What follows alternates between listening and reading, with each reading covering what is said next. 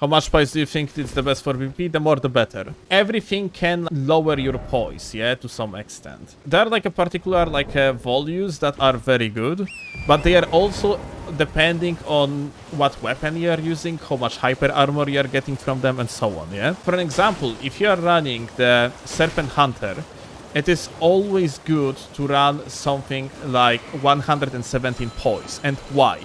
Because with the hyper armor, when you are going to face another Serpent Hunter user, you are essentially going to win the hyper armor battle, in the meaning that you're gonna be able to hit regular R1 against their crouch attack, and you're going to deal more damage, and you're going to withstand the attack, so you are going to have priority afterwards. So yeah, it depends. Like for example, in case of weapon like Stone Club, it is apparently very good to have 112 poise, because I don't exactly remember the reason, but you also have like some benefits out of the hyper armor. But this is, to be honest, very like in-depth fucking shit, and unless you are playing on relatively high level, then it doesn't really matter that much. If you want to abuse like a poise to its full extent, then you have to look at stuff of this type. If you want to be like kind of more chill and you do not want to squeeze all that poise so much, then for an example you can just go with like a good PvP values like a 101 plus,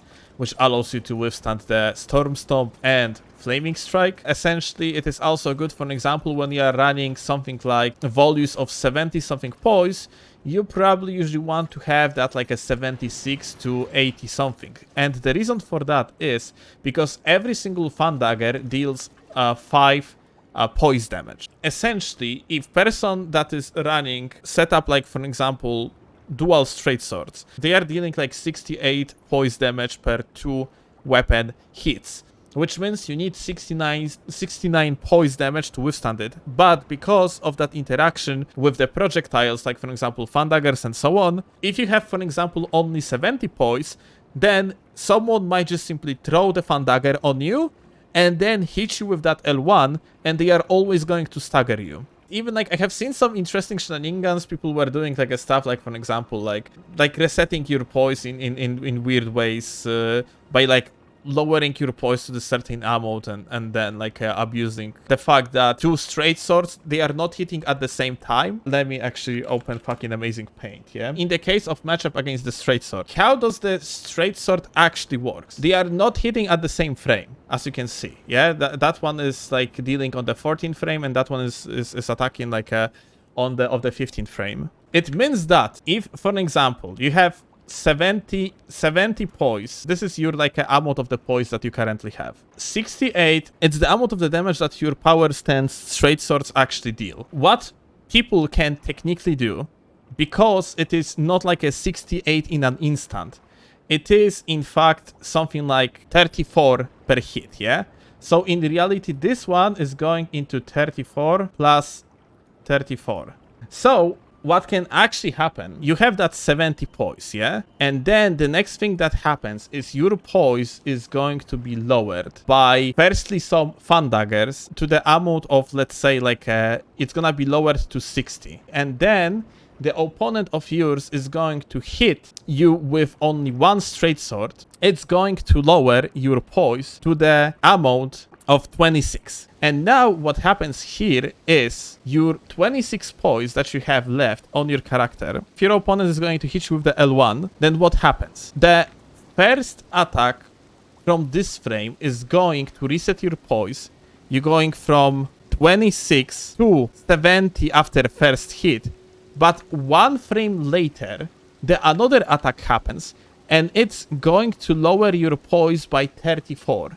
And what is going to happen now? It is going to be 36 poise. And after that, once you have that 36 poise and another L1 is going to happen, yeah? Your opponent like is going to unleash another L1 because like PSSS is very spammable type of the weapon. You are going to get immediately poise broke, even though in the normal circumstances with this amount of poise, you suppose to withstand another dual PSSS attack. So like 2x PSSS going to give you like a actual poise break. That's why poise counting in this game is so fucking important, because like you can do a lot of things with the poise in this game. I absolutely adore the poise counting and everything, because it is not only about lowering the poise of your opponent for the sake of to stagger them or something like that.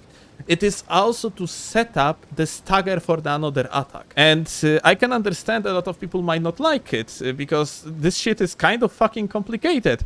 Especially if you have to do that in the middle of the actual fight. But yeah, it's probably because of that a lot of people rather prefers the poise system from Dark Souls 3, but I personally really enjoy poise counting on the fly. It is very fun to me. And yeah, like that's why, like, you know, you have to actually pay attention to the poise and like think of it like not only in the way that I don't want to be staggered by longsword, therefore like I'm just gonna get myself the amount of the poise that barely allows me to not get staggered by the longswords, yeah? That's why essentially the more poise you have, the better.